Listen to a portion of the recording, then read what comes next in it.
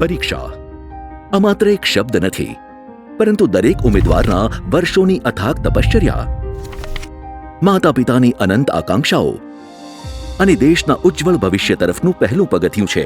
આ વ્યવસ્થાને જાળવવી અને દરેક ઉમેદવારની વર્ષોની મહેનતને યોગ્ય સન્માન અને ન્યાય આપવો એ જ સરકારની પ્રાથમિકતા રહી છે.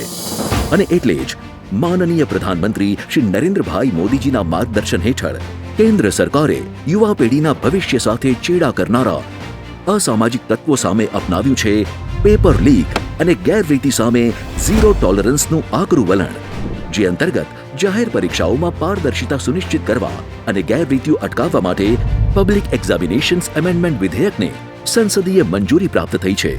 પરીક્ષા વ્યવસ્થા સાથે ગેરરીતિ કરનારા ગુનાહિત તત્વો સામે 10 વર્ષ સુધીના કારાવાસ અને ₹10 કરોડ સુધીના આકરા આર્થિક દંડ સહિતના અત્યંત કડક દંડાત્મક પગલાં લેવામાં આવશે.